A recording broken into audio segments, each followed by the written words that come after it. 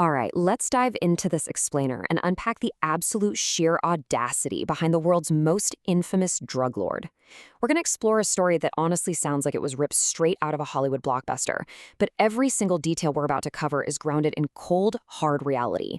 And we're going to start our journey not at the beginning of his life, but with one very specific moment that completely baffled the world and, frankly, humiliated an entire nation's security apparatus. So, picture this. It's July 2015. A man is sitting in literally the most secure cell, in the absolute most secure prison in all of Mexico. He's being watched by security personnel through CCTV cameras 24 hours a day, 7 days a week. There is literally no moment where eyes aren't on him. And yet, he steps out of the camera's frame for just a second and disappears. He doesn't overpower a guard. He doesn't start a massive prison riot. He just vanishes into thin air. To really wrap our heads around how impossible this scenario was, we need to look at exactly where he was being held. Let's talk about the Altiplano Fortress for a second, because the sheer scale of security here is just fascinating. Located about 55 miles west of Mexico City, this place was designed to be completely unbreakable. We are talking massive, thick concrete walls, endless rows of barbed wire, and thousands of heavily armed guards on site. The airspace above it, a strict no-fly zone. Cell reception, completely jammed for kilometers in every direction. They had 750 cameras monitoring the inmates constantly, with specific guards whose only job was to watch these specific feeds. So, breaking out of here, that wasn't just a crime, it was a complete logistical anomaly. Section 1. Origins of a Kingpin, from Poverty to Power. Okay, so to understand how anyone could actually possess the resources to bypass a fortress like Altiplano, we kind of have to go back in time. The guy who pulled this off didn't start out with billions of dollars and a private army of engineers. He started with absolutely nothing. Joaquin Archibaldez Zuman Loera was born into extreme poverty in rural Sinaloa. Because he was relatively short, folks gave him the nickname El Chapo, which is just local slang for shorty. But let me tell you, his early life was anything but lighthearted. He dropped out of school after just the 3rd grade and spent his childhood trying to survive a highly abusive father who completely squandered whatever meager earnings their family scraped together. Driven by this really ruthless ambition to escape that poverty-stricken life, he realized early on that he wanted wealth and he didn't care what path he had to take to get it. He left his home, his given name, and his past entirely behind and stepped right into the criminal underworld. His ascent was incredibly steady and violently efficient. By the time he was 15, he was already farming marijuana with his cousins just to make ends meet. Fast forward to the late 1970s, and his completely ruthless nature catches the eye of the Guadalajara cartel, which was Mexico's leading crime group at the time. They recruited him as a contract killer, and he was notoriously strict. I mean, if a smuggling shipment was even slightly delayed, he was known to just execute the smugglers himself. It's brutal, but that exact efficiency earned him a major promotion to handling all the logistics for the cartel boss. Then, when the leadership of that cartel got arrested in 1989, Chapo saw a power vacuum and capitalized on it, forming his very own syndicate, the formidable Sinaloa cartel. Section 2. The Tunnel Innovator, a $3 billion empire. Now, here's where things get really interesting. While his rivals were constantly getting caught at borders using traditional methods, heavily monitored highways, easily tracked airplanes, slow-moving boats, Chapo was literally engineering a hidden world. He started out pretty creatively, packing product into fire extinguishers and fake chili powder cans. But his true masterstroke, that was his underground network. He built these incredibly advanced multi-kilometer tunnels right beneath the U.S.-Mexico border. And we aren't talking about dirt crawl spaces. These were fully equipped with electricity, ventilation, and even specialized train tracks for moving vehicles. He essentially remained completely invisible to authorities, moving massive quantities of product right beneath their feet. And because of these invisible highways, his business scaled to heights you can barely imagine. $3 billion. That was his estimated annual revenue. At his absolute peak, El Chapo's Sinaloa cartel controlled up to 60% of Mexico's entire drug trade. His operations spanned 5 continents and 50 different countries. His wealth grew to be so immense that in 2009, Forbes magazine actually put him on their official billionaires list. It cemented his status as quite literally one of the richest men in the world. But we definitely have to step back and look at the horrific human cost of all this. 10,000. That is the estimated number of deaths tied directly to his cartel over just a single decade. His rise to power, and the way he maintained it, was completely soaked in the blood of rival gangs, law enforcement officers, and totally innocent bystanders. And it was exactly this extreme violence, combined with his incredibly high-profile wealth, that painted a massive target on his back from both rival cartels and international governments.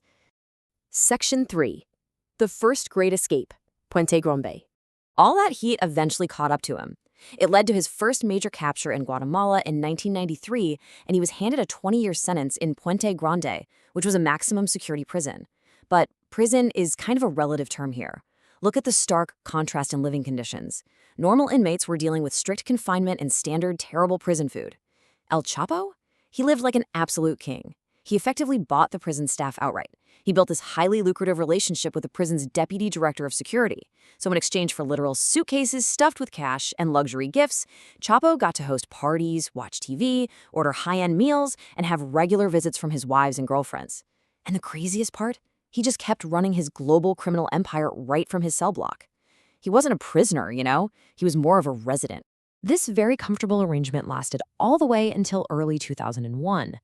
But then, on January 18th, Mexico's Supreme Court made a ruling that inmates could now be extradited to the United States. El Chapo knew full well he couldn't just bribe American prison guards, so the very real threat of a U.S. prison forced his hand. It took him less than 24 hours to buy his freedom. He dropped an estimated $2.5 million in bribes, paying off over 70 guards and officials, including the prison warden himself. And just like that, he vanished.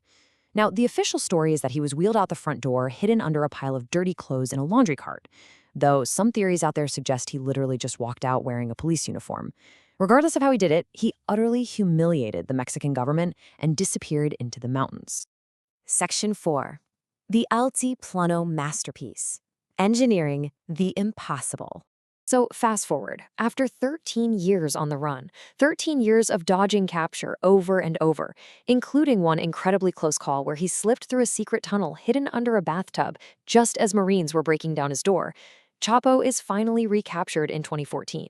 This time they send him to the impenetrable Altiplano fortress. But his escape from here, it wasn't some spontaneous jailbreak. It was an absolute step-by-step masterclass in illegal engineering. First, his wife, Emma Cronel, comes to visit and actually smuggles a GPS watch into the prison. This gives his outside team his exact geographical coordinates, right down to his specific cell. Next, the cartel buys a plot of land exactly 1 kilometer away, setting up this fake construction site to mask all the noise. For months, workers dig a tunnel aimed straight at him. Finally, on the night of July 11, 2015, Chapo walks into his shower. Now, this shower was the single blind spot in the cell's CCTV coverage, left unmonitored for privacy reasons. And right there, he climbs down a perfectly cut 20 by 20 inch hole in the floor. You really just have to marvel at the pure logistics required to pull this off. We are talking about a tunnel that is a full kilometer long and 1.7 meters high. To dig this out, the cartel had to secretly remove enough dirt to fill 350 heavy-duty transport trucks. And they did all of this right beneath the authorities' noses for an entire year without a single alarm being raised. Down in the tunnel, Chapo didn't just find a dirt path. He found a fully equipped escape route. It had ventilation pipes pumping in breathable air, electric lighting strung the whole way, and get this, a modified motorcycle mounted on a specialized metal track, sitting there ready to whisk him away to freedom. Section 5. The Final Fall, a Global Manhunt. As you can imagine, the Altiplano escape was an unbelievable international embarrassment for Mexico, and it absolutely infuriated the United States. It sparked a massive, multi-agency global dragnet. We're talking top intelligence and military factions from both sides of the border, locking down entire regions and offering multi-million-dollar bounties. But instead of laying low and keeping his head down, El Chapo's ego took the wheel. In a move of just pure, unfiltered audacity, while being actively hunted by the world's most elite tactical teams, he actually agreed to a secret sit-down interview with Hollywood actor Sean Penn in October 2015. He openly flaunted his position as the world's top drug trafficker, but that public flaunting backfired. It provided vital communication intercepts and intelligence leads that ultimately paved the way for his final downfall. Those exact intelligence leads culminated in a really fast-paced climax in January 2016. Intel directed Mexican forces to a safe house in the city of Los Mochis. When authorities breached the compound, a massive shootout erupted right then and there, leaving 5 cartel members dead. And true to form, what does Chapo do? He tries his signature move. He escapes through yet another secret tunnel hidden inside the house. He pops up on a city street, literally hijacks a car at gunpoint, and speeds off. But this time, his luck finally ran out. About 20 kilometers south of the city, his stolen vehicle was intercepted by military personnel. He tried his usual playbook, offering them massive bribes right on the spot, but these soldiers were uncorrupted. They arrested him right then and there. At this point, authorities knew Mexican prisons simply couldn't hold this guy, so they agreed to just hand him over to the Americans. In 2017, he was extradited to the United States. And let me tell you, the U.S. took absolutely zero chances during his trial in New York. To prevent any sort of ambush or daring escape attempt, heavily armed tactical teams completely shut down city traffic, and his transport convoy was escorted by helicopters every single day. Finally, in 2019, a federal court found him guilty on 10 charges, including drug trafficking and murder conspiracy. He was ordered to pay a staggering $12 billion fine and was sentenced to spend the rest of his natural life in a U.S. supermax prison, a facility designed from the ground up to be 100% inescapable. So, what does this all mean for us today? Right now, Joaquin El Chapo Guzman sits in solitary confinement in the most tightly secured facility in the United States. But here's the thing, reports still occasionally surface that intelligence agencies are monitoring chatter about potential new escape plots. When you really step back and look at the legendary resourcefulness of the Tunnel King, a guy who corrupted wardens, moved literally millions of tons of earth in total secret, and vanished from completely unbreakable fortresses, you have to ask yourself, are authorities right to still live in fear? Or is the story of the world's most infamous escape artist finally, truly over? Thanks for joining me on this explainer. I really hope it gave you a clearer picture of the sheer impossible logistics behind this wild story. Keep learning, and I'll catch you on the next one.